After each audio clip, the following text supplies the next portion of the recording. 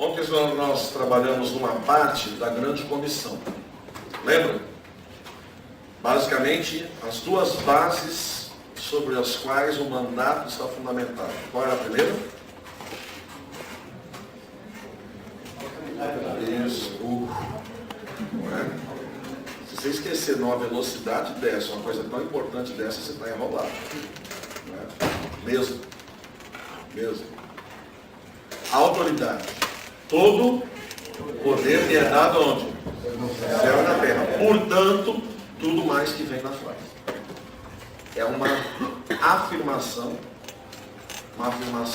direta e uma afirmação que coloca luz sobre todo o mais que aparece. Todo poder me é dado, céu, terra, sobre tudo, sobre todos. Portanto, ide, fazei discípulos de todas as nações, batizando-os, ensinando-os a guardar todas as coisas que tenho ensinado, levando-os à comunhão da igreja, não é? Através da inserção, do batismo. Façam discípulos, indo, ensinando, batizando. Hoje de manhã, teoricamente, eu continuaria trabalhando esses termos, cada um deles. Não é? Mostrando para vocês que a construção desse texto, no seu original, e isso tem que ser sempre muito bem lembrado, ela não aparece assim, portanto, ide por todo mundo, ensinai, batizai, há um só desses elementos da frase, há uma só dessas expressões que está no imperativo, claro, direto, é o fazer discípulos. A tradução grega desse texto, vocês já ouviram isso outras vezes. Ao pé da letra que está escrito é o seguinte: portanto, indo, ensinando e batizando, fazei discípulos. Ou, fazei discípulos. Como? Indo, ensinando e batizando. No grego, a única expressão aí que aponta para um imperativo categórico é o fazei discípulos. Ir, ensinar e batizar é o jeito de fazê-lo. E são palavras importantíssimas. Agora, eu tenho certeza que a gente vai perder muito aqui agora, se eu for trabalhar tudo que eu tenho aqui para trabalhar, que é um toque bravo, pesado, de aula, mesmo com a projeção. Então, eu vou pedir a vocês, com muita tranquilidade, uma coisa. Esse material, para além daquele que já foi projetado ontem, ele está escrito. Ipsis literis. Está escrito aí ponto por ponto. E já está com vocês. Está com o pastor Genilson. Vai para o site. Mas eu queria pedir então, combinar, não é, com vocês, que em algum momento bem próximo, talvez no momento de escola dominical, enfim, o pastor Genilson pode articular isso, que vocês retomem esse material então, revendo essa primeira parte e entrando nessa segunda, e o pastor Genilson pode então fazer a vez de facilitador desse texto. Porque eu acho que é muito pouco o tempo que a gente tem aqui hoje. Esse é um texto para a gente conversar, pensar, interagir, responder, os irmãos da liderança participarem. Eu não sei como é que a igreja trabalha a questão de missões, se há dentro da liderança da igreja um departamento de missões específicas, evangelismo, enfim. Interagirem e responderem ao documento de tal forma que Deus, através da palavra, os revigore nisso e proponha novas estratégias, novos alvos e novas metas. É um texto rico, eu fico muito à vontade, até porque na forma como ele está escrito, eu já falei, né? Eu devo muito ao Reginaldo, esse pastor sábio presbiteriano, mestre em missões pela Universidade Mackenzie, amigo, com quem eu interagi no texto, não é? Apontando algumas coisas, melhorando um pouco a parte da semântica do grego, a pedido dele e tal. Então eu vou combinar com vocês isso, pode ser? O texto fica com vocês, vocês estudam isso como comunidade no momento que vocês acharem apropriados, e aí me contam como foi. Pode ser? Pode ser, pastor? O texto é denso, o texto é rico. Na verdade, as 10 páginas que eu coloquei aqui, nesse material que eu preparei para vocês, são a síntese das 74 páginas que eu tenho escritas lá. Então é muita coisa. Inclusive, se vocês quiserem, de qualquer forma eu vou mandar 74, para que vocês possam ainda mergulhar mais nisso. Agora, não deixem de fazê-lo.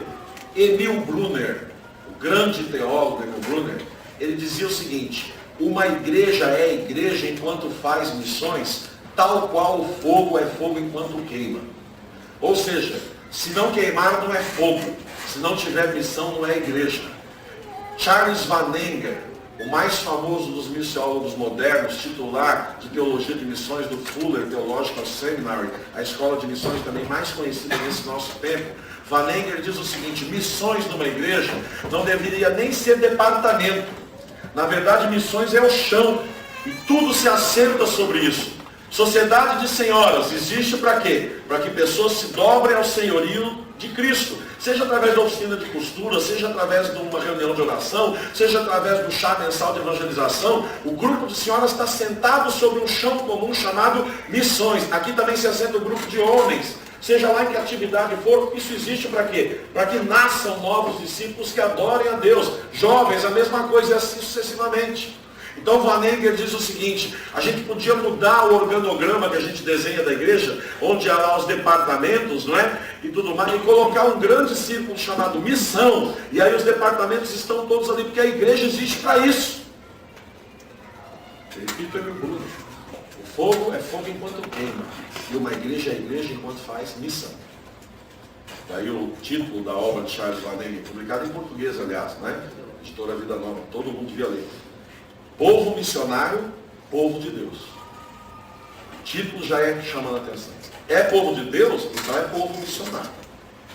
Não há como largar uma coisa da outra. Então, irmãos, sincera e singelamente, gostaria de pedir a vocês que estudassem esse material, que está aí, é um material excelente, como material introdutório, mesmo sem falsa modéstia, excelente. A gente trabalhou bastante nisso, eu pessoalmente também voltei ao texto, inseri, tem coisas pessoais de anotação que eu faço também com o pastor Genilson. Vamos abrir nossas Bíblias então em Marcos, no capítulo 1.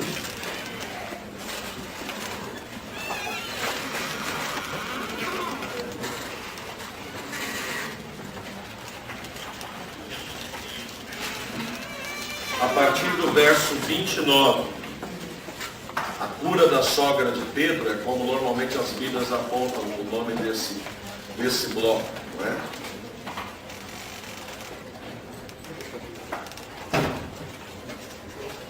Quantas estão aqui nesse auditório são sogras? Levante a mão.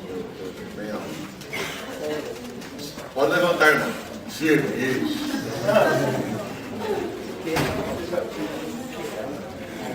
Vocês ficam rindo, né? As meninas ficam rindo, você também. A gente sabe que há uma brincadeira cultural sobre as sogras, e é bem nossa, em alguns lugares falar isso até cadeia. Né? O pessoal brinca muito com a figura da sogra. Aliás, alguns brincam com isso aqui, né? Dizem que Pedro negou a Jesus e curou a sogra dele.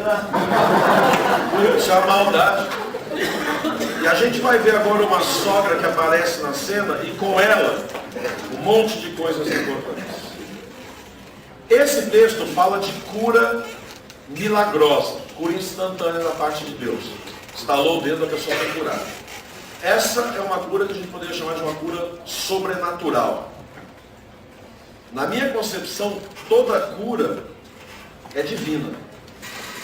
Não é? Quando eu vou ao médico, ele me ajuda, me receita remédios e tal, esse cara foi feito por Deus, a inteligência que ele tem foi Deus, que Deus, remédios vêm de elementos que Deus proporciona, existam. Então é cura divina. Cura sobrenatural é essa cura milagrosa, não é? Onde a unicação é a de Deus, numa ingerência direta, não é? Sobre o processo. Temos um caso aqui, vamos ler já. Agora a gente corre um risco, quando a gente lê um texto de milagre, ou um texto de exorcismo, um texto desses que tem uma evidência dessa ação de Deus muito direta, que é o risco do reducionismo. O que é o reducionismo?